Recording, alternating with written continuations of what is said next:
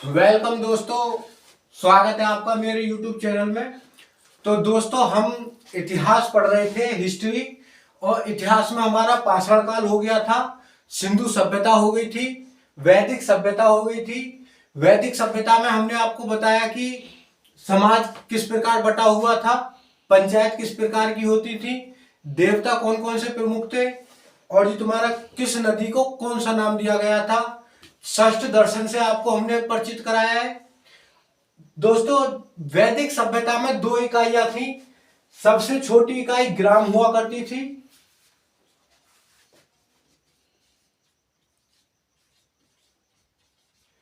और सबसे बड़ी जनपद।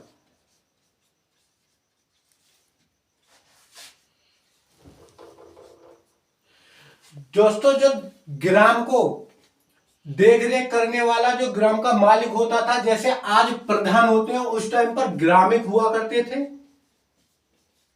और जनपद के लिए राजन, ग्राम के लिए ग्रामिक और जनपद के लिए राजन। उस टाइम पर मुख्यतः 16 महाजनपद हुआ करते थे।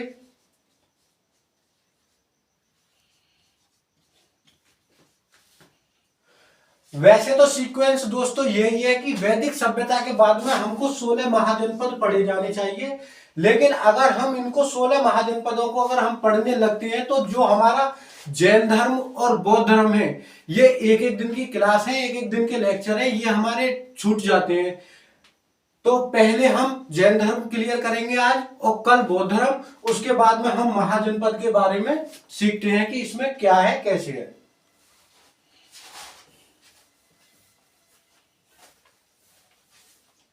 तो बात करते हैं दोस्तों जैन धर्म की। तो जैन धर्म के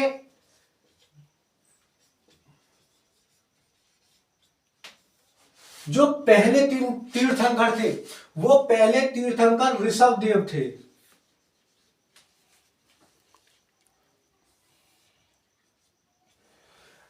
दोस्तों,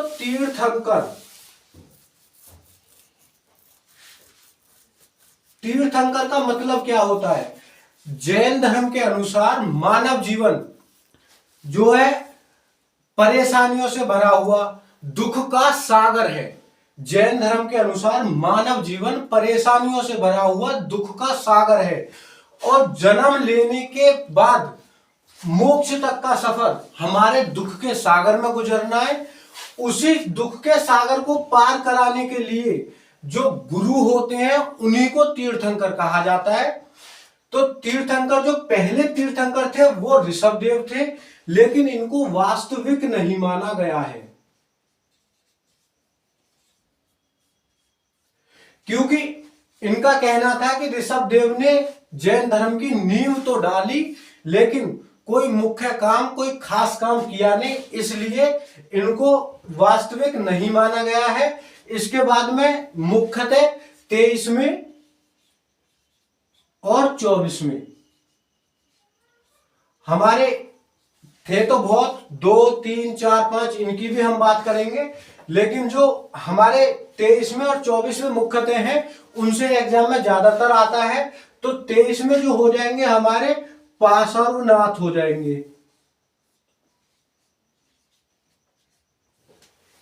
इन्होंने चतुरायन धर्म दिया। दोस्तों, चतुरायन धर्म का मतलब है कि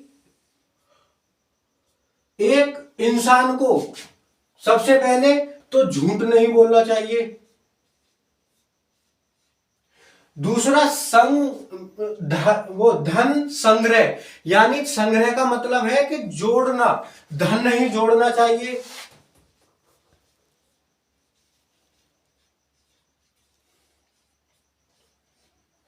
तीसरा, हिंसा नहीं करना चाहिए। तीसरा, चोरी नहीं करना चाहिए, चोरी। चौथा, हिंसा नहीं करना चाहिए, हिंसा, लड़ाई झगड़ा नहीं करना चाहिए। ये हमारा चतुरायन धर्म हुआ।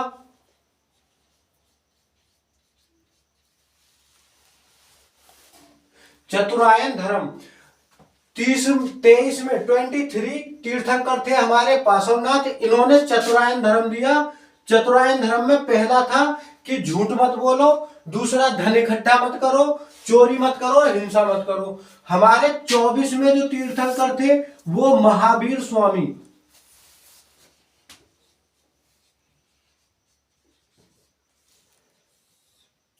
इन्हों का सबसे मुख्य काम, सबसे पहला काम जो था, ये जो चतुरायन ये धर्म था इसको पंचायन धर्म किया। और इन सब के बाद में, इन सब के बाद में एक चीज और इन्होंने जोड़ दी, क्योंकि ये 4 चीज चतुरायन, उन्होंने 5वीं चीज जोड़ी तो वो पंचायन हो गया। वो 5वीं चीज थी ब्रह्मचर्य। इनका मानना था कि अगर आदमी है तो झूठ भी ना बोले, धन संग्रह भी ना करे, चोरी भी ना करे, हिंसा भी ना करे। लेकिन इन चीज को कराने की जड़ जो होती है वो तो महिला ही होती है। इसीलिए 5वां पंचायन धर्म इन्होंने दिया और 5वां तत्व इसमें जोड़ा कि ब्रह्मचर्य जीवन का भी पालन करे। ये पंचायन धर्म, पंचायन धर्म।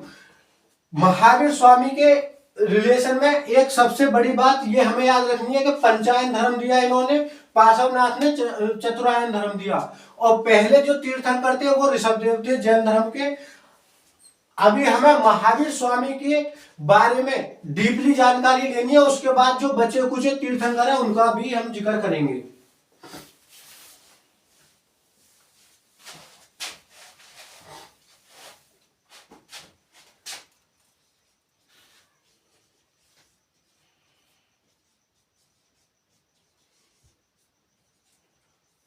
इनके पिताजी का नाम हम देख लेंगे। पिताजी का नाम था इनके सिद्धार्थ।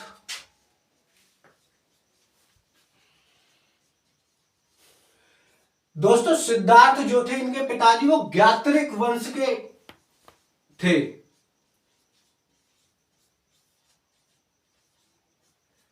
ज्ञात्रिक वंश के थे। इनकी माता थी त्रिशला। त्रिशला लिच्छवी एक गणराज्य है, सबसे पहला गणराज्य लिच्छवी है। वहां के सबसे बड़े राजा चेटक, उनकी बहन थी लिच्छवी। इनकी लिच्छवी की इनकी माता त्रिशला। तो माता त्रिशला,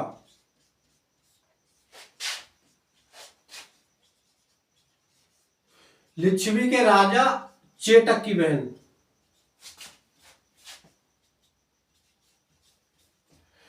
लिच्छवी के राजा चेटक की बहन। इनके जो भाई थे वो नंदीवर्मन थे।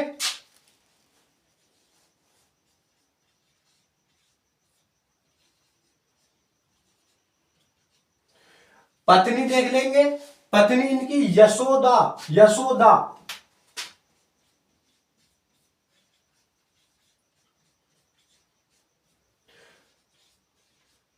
पुत्री इनकी देख लेंगे प्रिय दर्शनी। प्रिय दर्शनी पुत्री।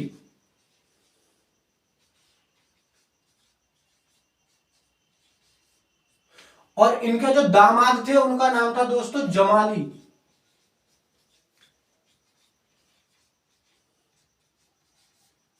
अब यहां पर 2 वर्ड हमारे ऐसे हैं कि बहुत ज्यादा कंफ्यूजन पैदा करते हैं। एक तो इनके पिता का नाम सिद्धार्थ और एक इनकी पत्नी का नाम यशोदा। क्योंकि दोस्तों हमारे इसके बाद में जैन धर्म के बाद में तुरंत हम स्टार्ट करने वाले हैं बौद्ध धर्म। और बौद्ध धर्म में जो महात्मा बुद्ध थे, महात्मा बुद्ध की पत्नी का नाम यशोधरा था। ये हमको डाउट नहीं रखना है, यशोदा और यशोधरा ये इतना याद रखना है कि महावीर स्वामी की पत्नी का नाम यशोदा था और महात्मा बुद्ध की पत्नी का नाम यशोधरा। और सिद्धार्थ नाम जो था महात्मा बुद्ध के बचपन का नाम था, लेकिन स्वामी जी के पिता का नाम सिद्धार्थ था। यहां पर ये हो जाएगा। इसके बाद हम इनका पहला उपदेश और अंतिम उपदेश देख लेंगे। तो इनका जो पहला उपदेश था वो राजगीर में दिया गया।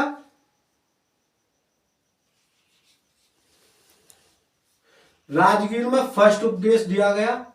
और जो लास्ट का जो उपदेश दिया गया वो दोस्तों पावापुरी। पावापुरी में अंतिम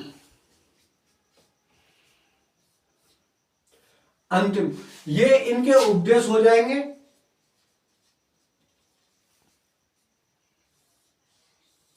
दोस्तों जो इनके जो इनके उपदेश है वो 14 पूर्व नामक ग्रंथ में, उपदेश 14 पूर्व ग्रंथ, 14 पूर्व ग्रंथ में इनके उपदेश हमको देखने को मिलेंगे। इन्होंने 30 वर्ष की आयु में घर छोड़ दिया। 30 वर्ष की आयु में इन्होंने घर छोड़ा। घर छोड़ने के 12 वर्ष बाद कठिन तपस्या की, जब इनको ज्ञान की प्राप्ति हुई। और वो ज्ञान की प्राप्ति कहां से हुई, ये हमें मोस्ट इंपोर्टेंट याद रखना है। जाम्बिक ग्राम है एक, जाम्बिक ग्राम में ऋजु पालिका, जाम्बिक ग्राम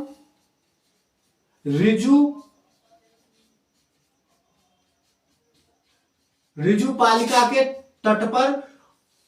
और दोस्तों वो पेड़ था साल का वृक्ष, साल का वृक्ष।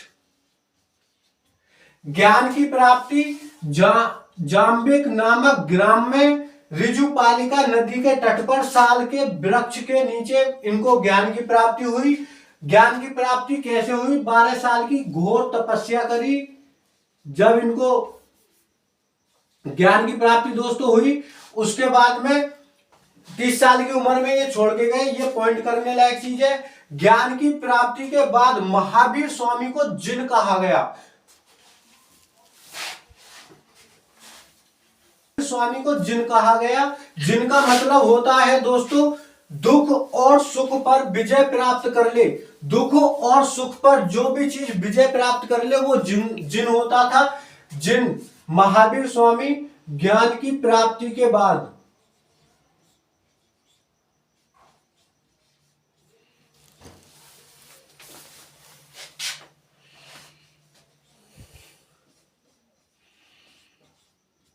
दुख और सुख पर जो विजय प्राप्त कर ले वो जिन होता था। इन्होंने 3 सिद्धांत दिए, अपने 3 सिद्धांत दिए। KFC नॉलेज फेथ करेक्टर, यानी सम्यक ज्ञान,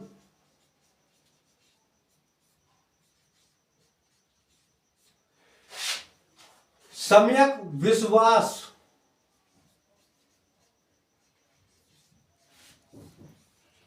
सम्यक आचरण।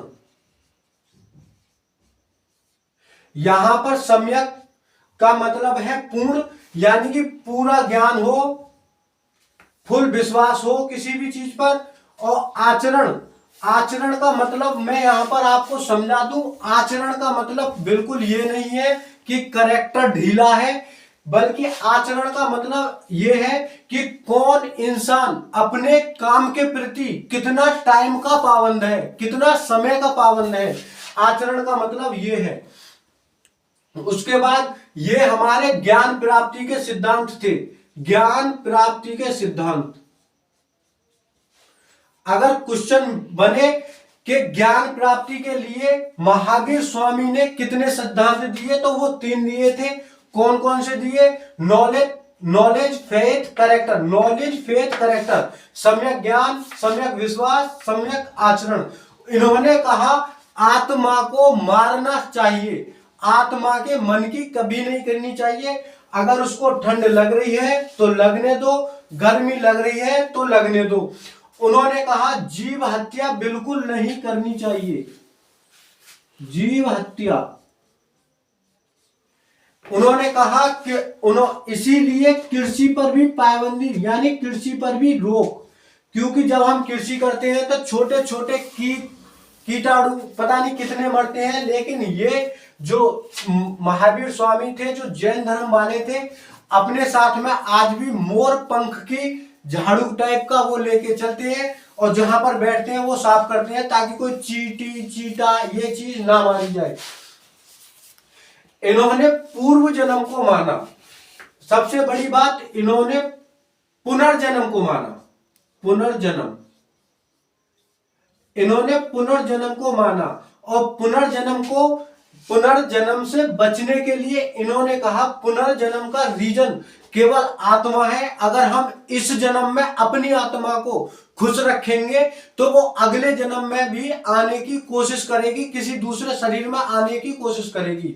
इसलिए इस जन्म में आत्मा को सताया जाए। अगर भूख लग रही है तो इसको भूखा मरने दो, प्यास लग रही है तो इसकी मत सुनो, ठंड लग रही है लगने दो, गर्मी लग रही है लगने दो। अगर ये इस जन्म में परेशान हो गई आत्मा, तो पुनर्जन्म में अगले शरीर में धारण होने से डरेगी और पुनर्जन्म नहीं लिया जाएगा। तो उसके निवारण के लिए मोक्ष, मोक्ष की प्राप्ति, मोक्ष की प्राप्ति के लिए यहां पर दोस्तों मोक्ष की प्राप्ति, ये जो मोक्ष शब्द है यहां पर इतनी इंपोर्टेंस नहीं दी गई है। मोक्ष शब्द हिंदू धर्म और बौद्ध धर्म के लिए ज्यादा इंपोर्टेंट है। इन्होंने मोक्ष के लिए एक शब्द निकाला, कैवल्य। कैवल्य, इन्होंने कैवल्य प्राप्ति के लिए जो एक प्रक्रिया रखी थी उसको विधि को संलेखना विधि कहते थे। संलेखना विधि का मतलब होता था कि कहीं जंगल में जाओ, पहाड़ों पर बैठो और भूखे मरो 30 दिन, 35 दिन, 20 दिन, 25 दिन, जब तक तुम्हारे प्राण ना निकल जाए, जब तक तुम कुछ खाओ नहीं, पियो नहीं, और तभी आपको कैवल्य की प्राप्ति होगी। अगर संलेखना विधि, तो कैवल्य की प्राप्ति क्या थी? संलेखना विधि। क्वेश्चन बनेगा कि जैन धर्म में जो कैवल्य प्राप्ति या मोक्ष प्राप्ति की जो विधि थी, टफ थी या इजी थी? तो वो बहुत कठिन थी संलेखना विधि, क्योंकि भूखे रहकर मरना पड़ता था। महावीर स्वामी के 2 शिष्य थे।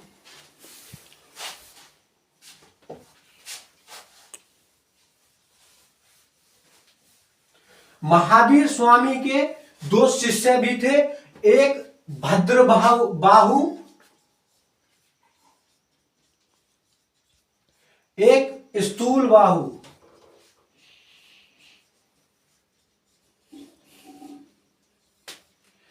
दोस्तों महात्मा स्वामी के 2 शिष्य थे, भद्रबाहु और एक स्थूल बाहु।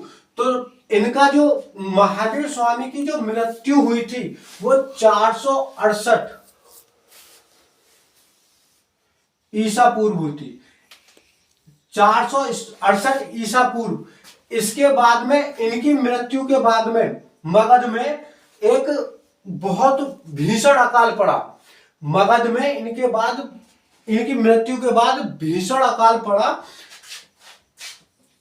यहां पर दोस्तों जैसे हम अगर इंडिया को ये देखें कि ये इंडिया हो जाएगी तो हमारा मगध यहां पर रहेगा, तो मगध में भीषण अकाल पड़ा, जिसके चलते भद्रबाहु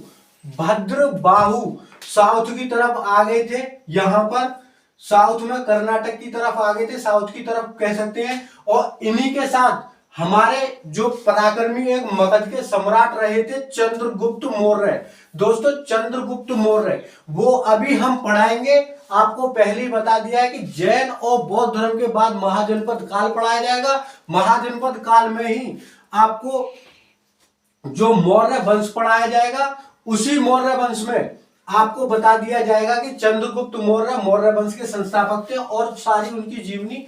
अभी आप मोटा मोटा ये देख लीजिए कि भद्रबाहु के नेतृत्व में उनके साथ वो यहां आ गए। और यहीं पर कर्नाटक में एक जगह है श्रवणबेलगोला। श्रवणबेलगोला में संलेखना विधि से चंद्रगुप्त मौर्य ने यहीं पर अपने प्राण त्यागे थे। तो भद्रबाहु 468 ईसा पूर्व में साउथ में आ गए। 12 वर्ष के बाद जब अकाल खत्म हुआ, 12 वर्ष बाद, दोस्तों ये जो मैं स्टोरी पढ़ रहा हूं, अगर यहाँ पे लिखूं तो पूरी समथिंग आधी रात गुजर जाएगी। जो मैं बोल रहा हूं आप लिखते रहे, सारा इंपोर्टेंट है। तो 12 वर्ष के बाद भद्रबाहु वापस आते हैं। कहां पर? मगध में। जब मगध में आते हैं तो इन दोनों में मतभेद हो जाती है, लड़ाइयां हो जाती हैं, जिससे कि जैन धर्म 2 भागों में बंट जाता है। जैन धर्म 2 भागों में बंट जाता है। भद्रबाहु यानी कि भद्रबाहु वाला तो दिगंबर और ये श्वेतांबर। दिगंबर और श्वेतांबर। एक बार दोस्तों महावीर स्वामी के बारे में एक बार यहां पर एक चीज रह गई थी कि 540 ईसा पूर्व इनकी जो जन्म तिथि है वो 540 ईसा पूर्व है, और जो मरे थे 468 ईसा पूर्व। यहां पर थोड़ा सा मतभेद भी है। जो लोग हैं ना बहुत ज्यादा, कोई भी कई लोग ये मानते हैं कि इनकी जो डीओबी है यानी कि ईयर है वो 599 ईसा पूर्व है, लेकिन ये 599 जो है वो हिस्टोरिकल नहीं है। हिस्टोरिकल हमारी 540 ही है, तो हमको ये याद नहीं रखनी है, बिना मतलब के नॉलेज के लिए बता दी गई थी। तो भद्रबाहु की जो वो थी एक, ये निवस्त्र रहते थे। दिगंबर का मतलब है कि निवस्त्र रहते थे, और ये श्वेतांबर सफेद कपड़े पहन के रहते थे। श्वेतांबर सफेद कपड़े पहनकर रहते थे। इनका भद्रबाहु यानी दिगंबर का मानना था कि फीमेल्स को, महिलाओं को मोक्ष की प्राप्ति नहीं होगी। इनका मानना था दिगंबरों का कि महिलाओं को मोक्ष की प्राप्ति बिल्कुल नहीं होगी, जबकि ये मानते थे कि 19वें तीर्थंकर, हमारे 19वें तीर्थंकर मल्लीदेव, मल्लीनाथ, ये खुद एक महिला थी। इनका मानना था, दिगंबर का मानना था कि महिलाओं की मोक्ष की प्राप्ति नहीं होगी। इनका मानना था कि 19वें तीर्थंकर हमारे मल्लीनाथ फीमेल थी, तो महिलाओं की जो मोक्ष की प्राप्ति है वो कैसे नहीं होगी। ये कहते थे कि महिलाएं इस जन्म में अच्छे कर्म करेंगी तो अगला जन्म उनको पुरुषों का मिलेगा, और फिर अगले जन्म में पुरुष बन के अच्छे कर्म करेंगे तो उनको मोक्ष की प्राप्ति होगी।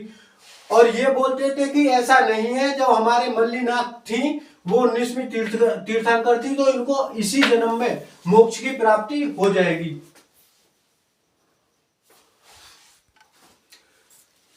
श्वेतांबर मानते थे कि मोक्ष की प्राप्ति फीमेल्स को भी होगी, लेकिन दिगंबर मानते थे कि फीमेल्स को नहीं होगी। वो इस जन्म में अच्छे काम करेंगी तो पुरुषों का जन्म अगला मिलेगा, अगले जन्म में पुरुष बनकर अच्छे काम करेंगी तब जाके उनको मोक्ष की प्राप्ति होगी। जैन धर्म ने भगवान के अस्तित्व को नकार दिया, बिल्कुल बोल दिया कि भगवान है ही नहीं। जब भगवान ही नहीं है तो इनमें कर्मकांड भी नहीं होगा कोई।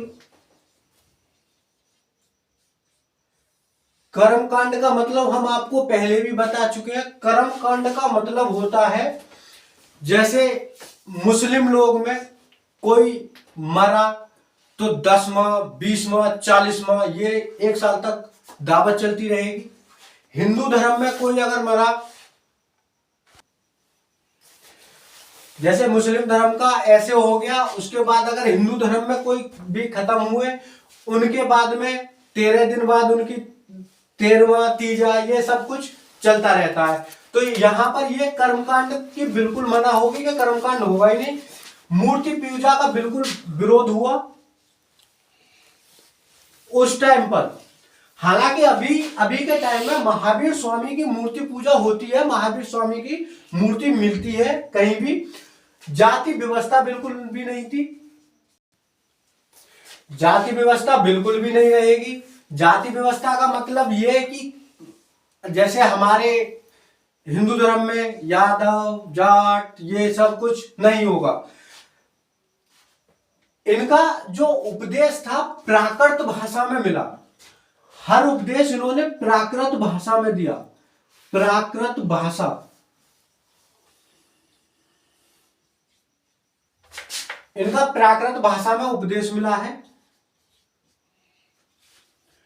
उस टाइम पर प्राकृत भाषा इतनी क्या बहुत टफ थी, लोग प्राकृत भाषा जानते नहीं थे। जबकि बौद्ध धर्म में पाली भाषा का उपयोग किया गया है उपदेश देते वक्त।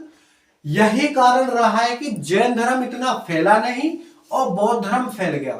वो कारण क्या क्या रहे कि जैन धर्म नहीं फैला है, उसके बारे में भी हम चर्चा करेंगे, लेकिन उसमें यह भी कारण एक मुख्य रहा है। दो जैन संगीतियां हुई हैं, संगीतियां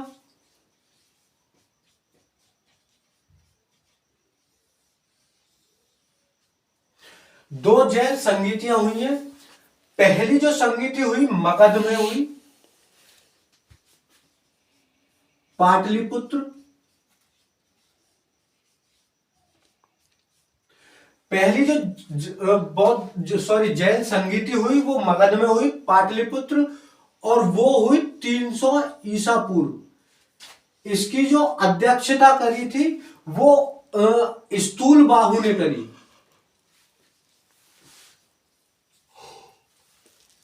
स्थूल बाहु ने इसकी अध्यक्षता करी। लेकिन इस संगीति में, पहली संगीति में भद्र बाहु भी यहां पर आए थे और उन्होंने यहां पर एक पुस्तक लिखी, एक ग्रंथ लिखा जिसका नाम 12 अंग था।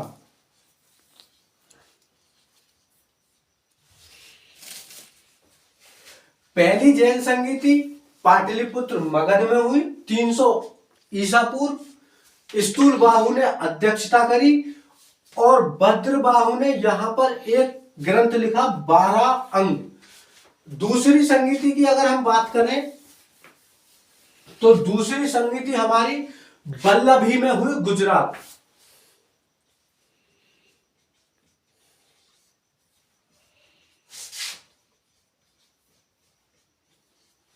वल्लभी में हुई, गुजरात।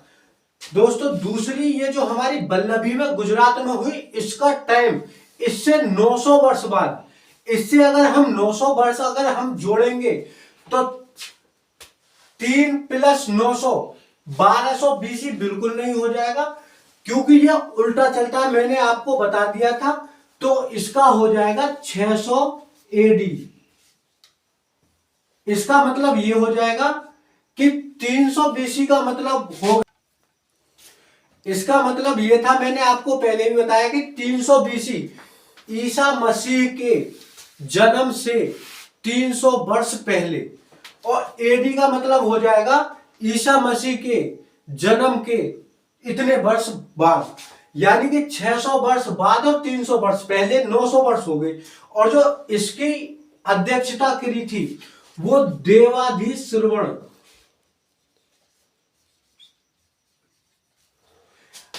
इसकी अध्यक्षता देवाधीश श्रवण ने करी थी 600 एडी यानी 600 ईस्वी में। इसको बोल सकते हैं हम 600 ईस्वी देवाधीश श्रवण ने की थी। और यहीं पर बहुत सारे जैन मुनि आए और उन्होंने मिलकर 12 अंक की एक और 12 उपांग,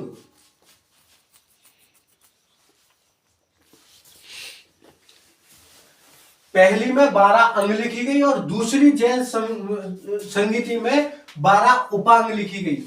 इसके बाद में हम जो इसके लोगोज हैं वो देख लेंगे।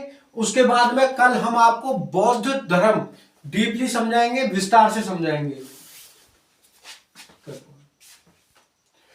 जैन धर्म में तीनों जो मुख्य हैं, पहले तीर्थंकर ऋषभदेव, दूसरे हमारे पार्श्वनाथ, 23 में होंगे वो, हम यहां पर दूसरे पढ़ा रहे हैं, लेकिन वो तीर्थंकर तो 23 में है। और 24 में और मुख्य है महावीर स्वामी। इनके जो लोगो थे, इनके जो चिन्ह थे वो देख लेंगे। ऋषभ देव, वृषभ, ऋषभ का वृषभ, याद करने का ट्रिक है, ऋषभ का वृषभ। वृषभ क्या होता है दोस्तों? बैल, बड़ा बैल, वृषभ। 23 में तीर्थंकर पार्श्वनाथ,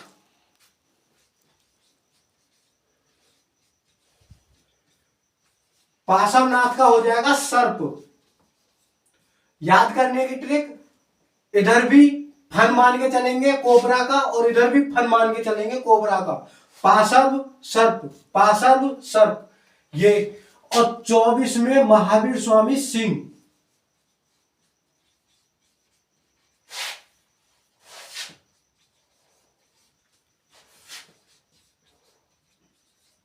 या शेर, ये हो जाएगा। इसके बाद इनके जो प्रमुख मंदिर हैं वो देख लेंगे, उसके बाद हम बौद्ध धर्म स्टार्ट करेंगे। दोस्तों इसके जो प्रमुख मंदिर हैं वो हम देख लेंगे। सबसे पहले तो हम यूपी की बात कर ले। यूपी के मथुरा में एक प्रमुख जैन मंदिर है। उसके बाद अगर हम खजुराहो की बात करते हैं तो खजुराहो में जो जैन मंदिर है, क्वेश्चन आ जाता है खजुराहो का जैन मंदिर, ये यूपी का जैन मंदिर किसने बनवाया, ये क्वेश्चन इतना उम्मीद नहीं है कि आएगा ना आएगा, लेकिन खजुराहो का जैन मंदिर किसने बनवाया, तो वो चंदेल शासकों ने बनवाया, चंदेलों ने बनवाया। और दिलवाड़ा का जैन मंदिर कहां स्थित है, तो दिलवाड़ा का जैन मंदिर राजस्थान माउंट आबू में स्थित है, और वो बनवाया विमल शाह ने, विमल शाह, विमल शाह, राजस्थान के माउंट आबू,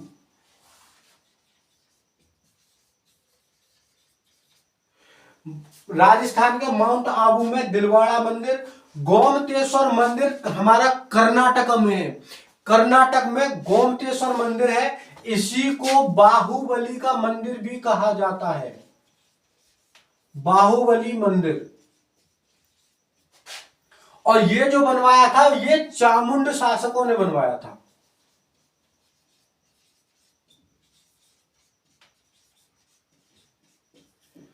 गोमतेश्वर मंदिर, इसी को बाहुबली का मंदिर कह देते हैं, ये हमारा कर्नाटक में है। और इनको किसने बनवाया, तो चामुंड शासकों ने बनवाया। तो जितने भी मुख्य क्वेश्चन, मुख्य थ्योरी जो हमारी हो सकती थी जैन धर्म में, वो हमने यहां पर आपको कराने की कोशिश करी गई है। इसके बाहर जाने की उम्मीद कम है। वैसे तो बहुत ज्यादा किताबें हैं इतिहास की, तो एक इंसान सारी किताब तो पढ़ाने से रहा, वो कितना भी बड़ा टीचर क्यों ना रहे। तो हमने जो जैन के संबंधित जितना भी इंपोर्टेंट था वो आपको देने की कोशिश करी है। कल की क्लास में हम बौद्ध धर्म निपटा देंगे। उसके बाद में जो 16 महाजनपद हैं उन पर हम चर्चा करेंगे। जब 16 महाजनपद आप पढ़ेंगे तो आप देखेंगे कि इतिहास पढ़ने में कितना आनंद आता है और आपका कितना मन लगता है। जब तक के लिए आप बने रहिए। जय हिंद, जय भारत।